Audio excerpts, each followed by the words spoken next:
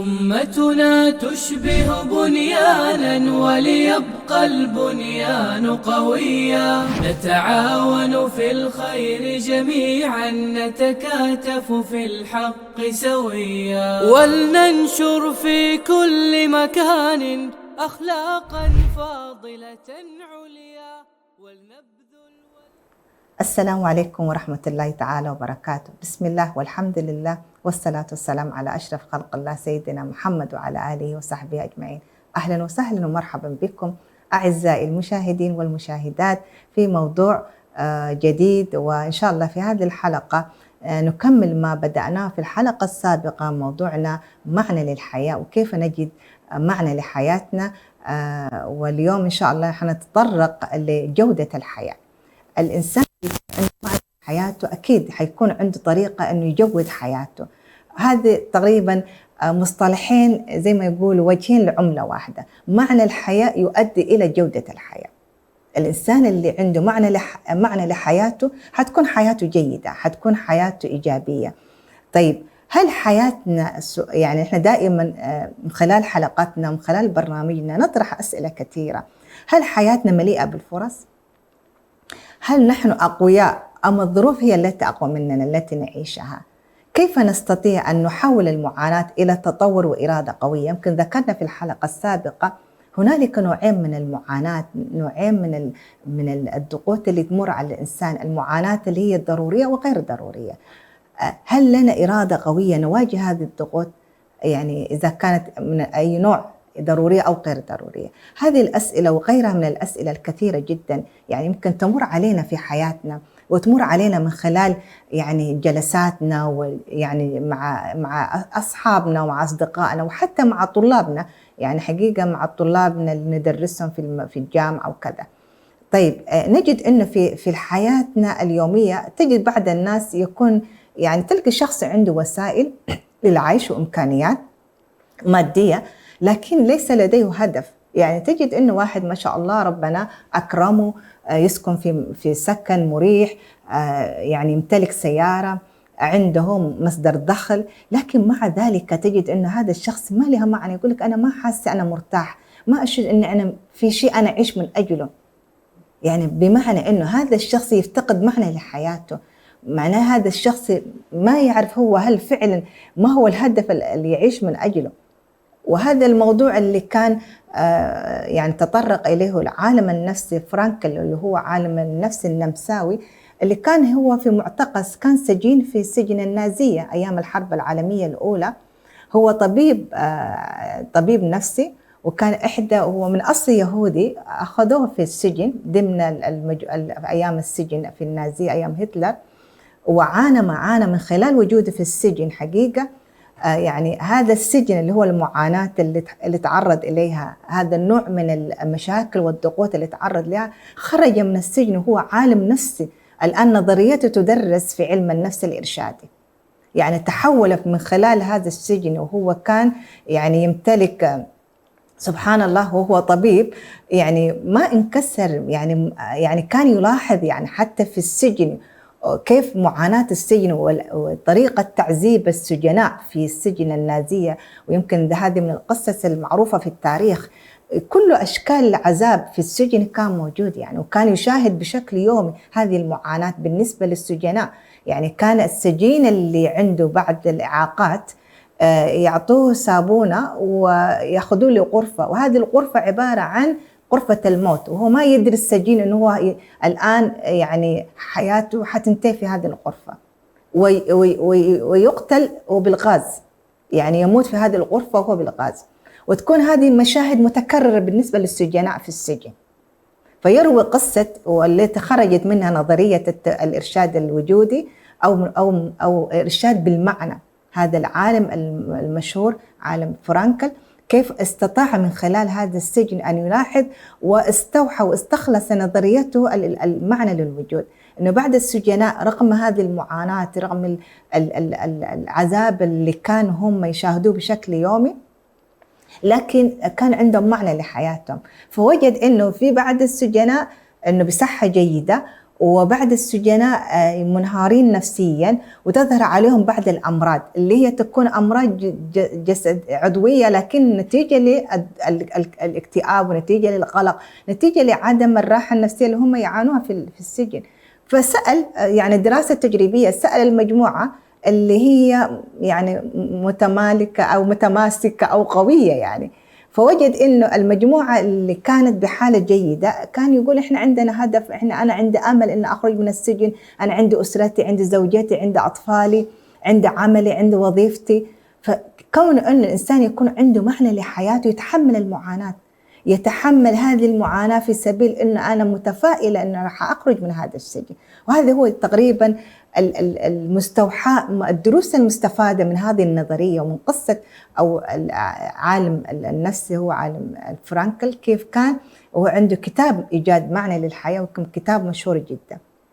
كيف نجد أن إحنا كيف نستفيد من هذه القصص ومن هذه النظرية، من هذه العلوم، كيف نجد مفهوم لحياتنا، كيف يكون عندنا مفهوم جودة الحياة، كيف أنا أجود حياتي، كيف أتقلب على العقبات وعلى المشاكل وعلى الضغوط. يعني هذه سنة الحياة. يعني من ظن أن الحياة راحة فإنه واهم كما يقال. يعني الحياة ليس هي كلها راحة، وليس هي كل يعني يوم لك ويوم عليك، يعني فيها اليسر فيها العسر. لكن كيف نواجه هذه الضغوط، كيف نتحمل هذه المعاناة، وكيف نتجاوز هذه المعاناة في سبيل أنه تكون لحياتنا معنى، وأنه نجود حياتنا بالشكل الصحيح. طيب، الظروف ممكن تجبرك على أشياء كثيرة، لكن لا يمكن تجبر على الطريقة التي نتعامل بها معها. وأسلوب تجاوبنا مع الظروف أسلوب هو قرارنا الشخصي، وهذا ما ذكرناه في الحلقة السابقة. هذه إرادة الفرد نفسه، كيف أنا أتعامل مع هذه الظروف، كيف أتعامل مع ضغوط الحياة، كيف أتعامل مع هذه المعاناة. أنا أمتلك القرار والإرادة في أنه أتعامل معها، أجد الوسائل، أجد السبل لأنه أنا كيف أكيفها بالطريقة التي تناسبني. طيب، مفهوم جودة الحياة يعني يساعدنا في ماذا، وإلى أي مدى هذا الموضوع مهم بالنسبة لنا، يعني لأنه هذا المفهوم أو هذا الأسلوب يعني يساعد الإنسان أنه يكون يتوجه للحياة بإيجابية، يعني ننظر للحياة بشكل إيجابي، التوجه نحو المستقبل بتفاؤل. الفرق ما بين الشخص اللي يكون معنى لحياته أنه يجود حياته، نظرته نظرة تفاؤلية للمستقبل، قدر يكون أفضل من اليوم، وأن أنا أجتهد أن أنا أحسن من وضعي، وهكذا بهذه الطاقة الإيجابية.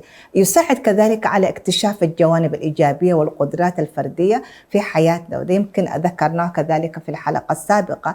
الإنسان يستطيع من خلال هذه المعنى وهذا الوجود، معنى وجود لحياتنا، نستطيع أن يكون هدف ومعنى لهذه الحياة، ونسعى جادين لتحقيق أهدافنا في الحياة.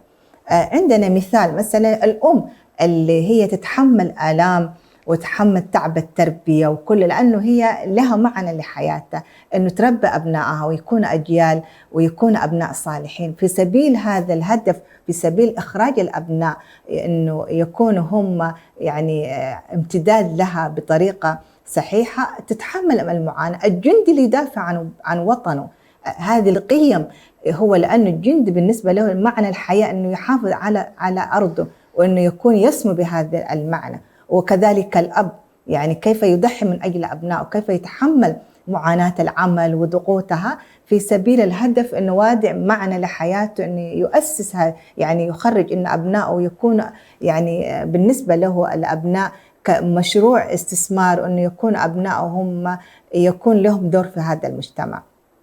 طيب، تعامل الإنسان مع المعاناة من أجل هدف، يعني هدف معين. يعني إحنا نتعامل مع المعاناة لأنه إحنا نستطيع أن نحقق. أنا كطالبة مثلا أتحمل معاناتي وأتحمل ضغوط الدراسة وأتحمل التعب وكل شيء من أجل هدف، إنه أنا لي هدف في هذه الحياة، إنه أنا أريد أن أترك بصمة في هذا المجتمع، أريد أن أحقق يعني الخلافة في هذا الأرض. وهذه يمكن دين الله سبحانه وتعالى، يعني وكنتم خير في آية في الآية الكريمة، كنتم خير أمة يعني تأمرون بالمعروف وتنهون عن المنكر. يعني استخلاف الإنسان في الأرض مبني على هدف واحد، مبنى على هدف العبودية، مبنى على هدف سامي جدا. وهذه هي النظرية تتوافق مع الجانب الروحي.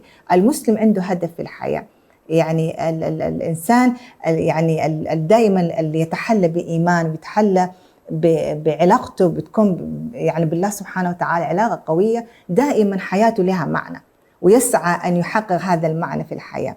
طيب لو خسر الإنسان الأمل، يعني بالتالي يعني هذه القاعدة، لو خسرت الأمل تخسر الرغبة. يعني إذا أنا خسرت الأمل، إنه ما عندي أي أمل، ما عندي أي طموح، هذا خسران الأمل يؤدي إلى خسران الرغبة، ولو خسرت الرغبة يعني يؤدي إلى خسران إيش؟ الرؤية. يعني أنا ما عندي رغبة في الدراسة، وبالتالي ما حيكون عندي أي رؤية، ما يكون عندي أي هدف للحياة. ولو خسرت الرؤية سأخسر الحياة كلها. فهذه تقريبا هي معادلة. إذا كان الإنسان يعيش بلا أمل، بلا نظرة إيجابية، بلا رؤية، بلا هدف في الحياة، ما حيكون عنده أي رؤية. ما حيكون، يعني لو سألت أي شاب أو شابة أو أي طالب أو أي فرد، يعني أي كان هو يعني عمره، تسأله طيب ما هي رؤيتك؟ ما هو هدفك في الحياة؟ يعني كيف ترى حياتك في المستقبل بعد 5 أعوام، بعد 10 أعوام؟ وهذا يمكن اللي يذكرنا يعني كم من الأخوة اللي هم من السبعينات يكونوا في مثلا يعملوا في دولة في بعض الدول الخليجية. أنا أعرف بعض الأخوة اللي هو من سنة كم 70 هو مغترب في الخليج، وحتى يومنا هذا لا يعني ما تمكن حتى يكون عنده بيت ويكون عنده يعني شيء يعني يشعر إنه حقيقة إنه كل هذه السنوات اللي ضاعت كم 50 سنة من عمره.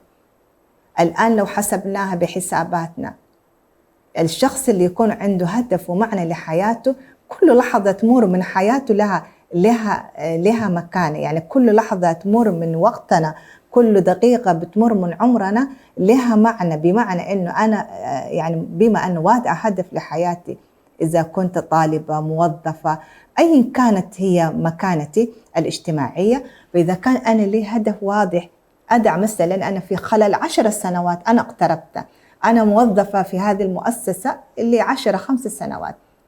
طيب ما هي رؤيتي؟ ما هو هدفي في الحياة؟ فقد أنا يعني زي ما يقول زي نظرية العادي، إنه يعيش الإنسان عادي ويموت عادي وعاش عادي. لكن إذا كان أنا عندي نظرة، عندي هدف واضح، وكان عندي رؤية واضحة، أكيد حيكون عندي هدف لهذه الحياة، وبالتالي دائما أسعى وأتحمل المسؤولية في سبيل تحقيق هذا الهدف. لكن إذا لم تكن لدي رؤية، ولم يكن لدي أمل، ولا يكون عندي خطة واضحة، وبالتالي يعني حياتي حتكون هباء منثورة، يعني ما حتكون ما لها أي معنى. ويمكن يعني كثير نجد أنه يعني في القصص في القرآن، ونجد في قصة الصحابة كيف اللي كان الصحابة كان من أجل الهدف السامي، كيف كان الصحابي يضحي بحياته بماله ويؤثر الآخرين في سبيل الغاية والاستشهاد في أنه ينال الشهادة.